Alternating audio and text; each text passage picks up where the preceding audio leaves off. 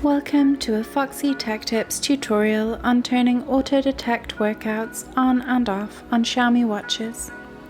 If you find this video helpful, please consider subscribing to my channel and liking the video.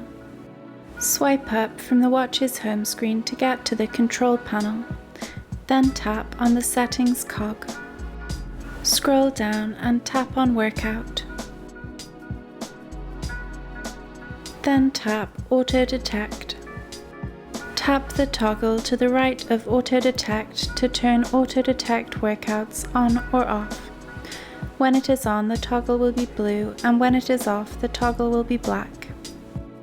You can also turn the toggles on or off to the right of running and walking to enable or disable auto detection for each activity. And that draws an end to this tutorial. Please like the video if you found it helpful, and subscribe to Foxy Tech Tips for more Xiaomi watch tips and tricks.